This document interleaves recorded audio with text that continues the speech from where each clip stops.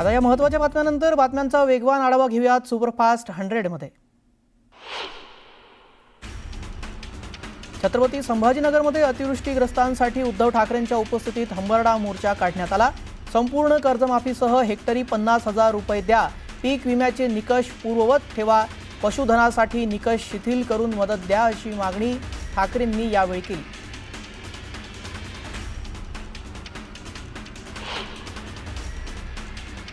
शेतकऱ्यांना सरसकट कर्जमाफी द्या, तसंच हेक्टरी 50,000ची मदत द्या अशी मागणी उद्धव ठाकरेंनी केली आहे। कर्जमाफी होत नाही तोपर्यंत सरकारला सोडणार नाही, हाती आसूड घेऊन सरकारला वठणीवर आणावंच लागेल असंही उद्धव ठाकरे म्हणाले। सर्वात मोठं पॅकेज नाही, सरकारने शेतकऱ्यांना सर्वात मोठी थाप मारली, शेतकऱ्यांच्या हाती टरबूज दिलं अशी टीका उद्धव ठाकरेंनी केली। शेतकरी मेला तरी विम्याचे पैसे मिळणार नाहीत असे निकष आहेत असंही ठाकरे म्हणाले। कर्जाचं पुनर्गठन करणं म्हणजे आजचं मरण उद्यावर अशी स्थिती आहे, त्यामुळे कर्जाचं पुनर्गठन नको, कर्जमुक्ती द्या अशी मागणी उद्धव ठाकरेंनी केली आहे। सरकार असतं तर शेतकऱ्यांना कर्जमुक्ती दिली असती असंही ठाकरे म्हणाले। जैन समुदायाच्या धर्मसभेमध्ये जैन मुनी कैवल्य रत्न महाराज यांनी दिसून आले आणि डॉक्टरांना आपण मूर्ख मानतो, 1-2 जण मेल्यानं काय होतं, दररोज सामान्य माणूस मरतो, त्याचा सरकार विचार करत नाही असं कैवल्य रत्न महाराज यांनी विधान केलं। त्याचबरोबर कबुतराच्या विष्ठेमुळे गृहकलह संपतात, कबुतराची विष्ठा किडनी आजार ठीक करते असं अजब विधान देखील त्यांनी केलंय।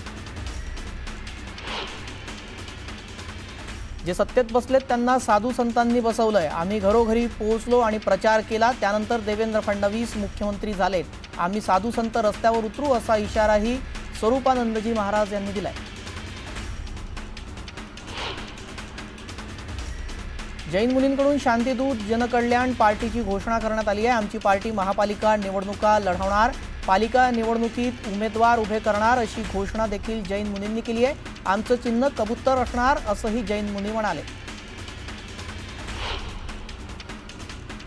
दिवाळीपर्यंत सरकारला अल्टिमेटम आहे, तोपर्यंत सरकारने ठोस निर्णय घ्यावा असा इशारा जैन मुनींकडून देण्यात आलाय।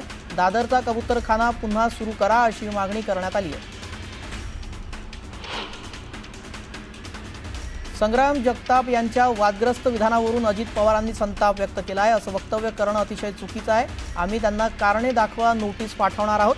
संग्राम जगतापांची भूमिका पक्षाला मान्य नाही, त्यामुळे योग्य ती कारवाई करू असा थेट इशारा अजित पवारांनी दिलाय। अजित पवारांनी बाबासाहेब पाटलांना कानपिचक्या दिल्यात, बळीराजाबद्दल असं वक्तव्य करण्याचं काहीच कारण नाही, आपण त्यांच्याशी बोलणार, त्यांना जे काही सांगायचं ते सांगेन असंही अजित पवार म्हणाले। अजित पवारांनी रोहित पवारांना टोला लगावलाय, आरोप करणाऱ्यांनी आत्मचिंतन करावं, आपल्यातलं कुणी भाषण केलंय का, आपल्या आईनं कुणाचं कौतुक केलंय का याची माहिती घेऊन बोललं तर जास्त बरं होईल।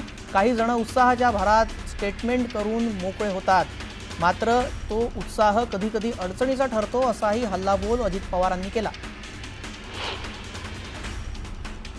ठाकरेंचा मोर्चा शेतकऱ्यांसाठी नाही तर निवडणुकांसाठी आहे अशी टीका खासदार संदीपान भुमरेंनी केली आहे। शेतकऱ्यांना जी मदत करता येईल ती सरकारने केली आहे, शेतकऱ्यांच्या मदतीमध्ये राजकारण नको असंही भुमरे म्हणाले। राज्याचे सहकार मंत्री बाबासाहेब पाटील यांनी केलेल्या वक्तव्याचा हर्षवर्धन पाटील यांनी निषेध केलाय।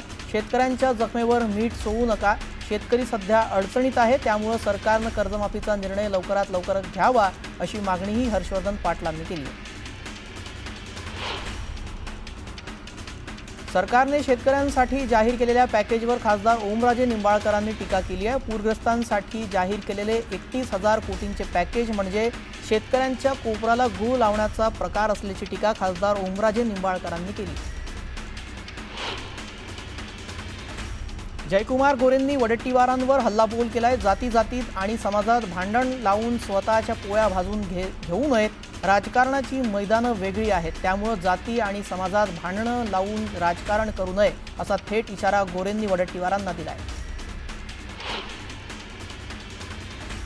सहकार मंत्री बाबासाहेब पाटील यांचं वक्तव्य म्हणजे त्यांच्या पोटातील भावना ओठावर आल्याचा प्रकार आहे अशी टीका आमदार कैलास पाटलांनी केली आहे। महायुतीला कर्जमाफीवरून शेतकऱ्यांचं मतदान घ्यायचं होतं हे स्पष्ट झालंय अशी टीकाही कैलास पाटलांनी केली। तळेगाव ते उरुळी कांचन दरम्यान प्रस्तावित असलेल्या रेल्वे बायपास प्रकल्पात चाकणमधील 12 गावांसह मावळ आणि हवेली तालुक्यातील शेतकऱ्यांनी तीव्र विरोध दर्शवलाय। या प्रकल्पाविरोधात 12 गावातील नागरिकांसोबत खासदार अमोल कोल्हेंनी मैदानात उतरत इथे यावेळी हात जोडला आणि मुठई वळवता येते असं त्यांनी इथे थेट इशारा दिला। महसूल विभागामध्ये जमीन मोजणी आता फक्त 30 रुपयात होणार आहे। महसूल मंत्री चंद्रशेखर बावनकुळे यांनी मोठा निर्णय घेतलेला आहे। त्यामुळे जमीन मोजणीची कोट्यावधी प्रकरण आता मार्गी लागणार।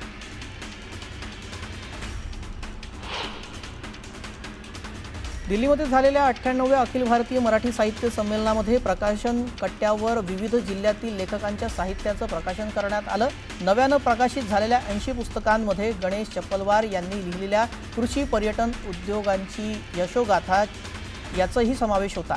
चप्पलवार यांनी 22 निकषांवर आधारित महाराष्ट्रातील कृषी पर्यटन केंद्राची निवड करून त्यांना प्रत्यक्षात भेट देऊन मुलाखत घेऊन त्यांच्या चढ उताराची गाथा या पुस्तकात मांडली आहे।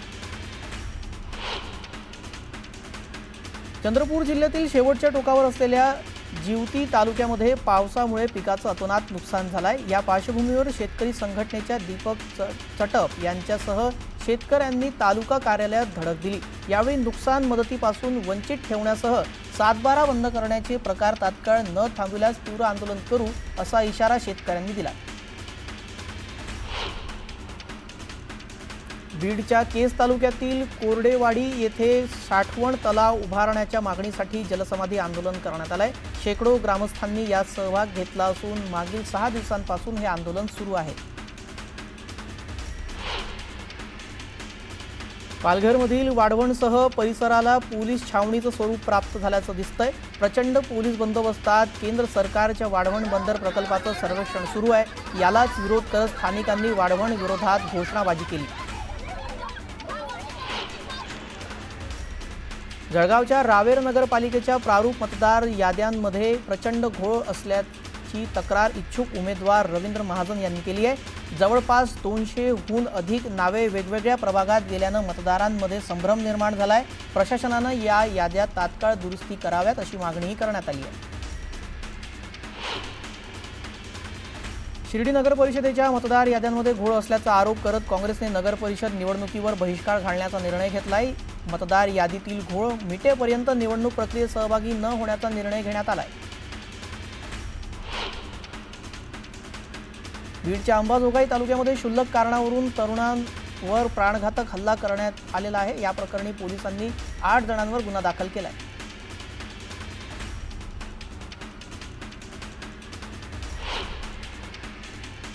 बातमीपत्रात वेळ झाली का विश्रांतीची, लगेच परत येतोय।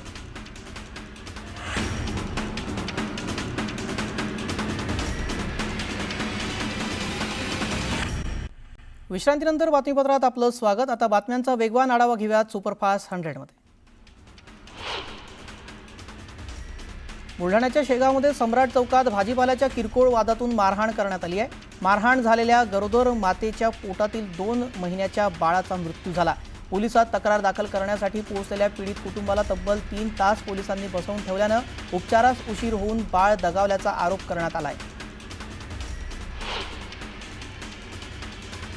कोल्हापुरात चाललंय तरी काय असा सवाल उपस्थित झालाय। तळसंदेतील विद्यार्थ्याच्या हाणामारीचं प्रकरण ताजं असतानाच आता पेठवड या जवळच्या तासगाव परिसरामध्ये एका शाळेतील विद्यार्थ्याचा मारहाणीचा व्हिडिओ व्हायरल झालेला आहे। बाथरूममध्ये 10 ते 12 विद्यार्थ्यांनी घुसून एका मुलाला लाथाबुक्क्यांनी मारहाण केली आहे। त्यामुळे पुन्हा या विद्यार्थ्यांच्या सुरक्षेचा प्रश्न ऐरणीवर आलाय।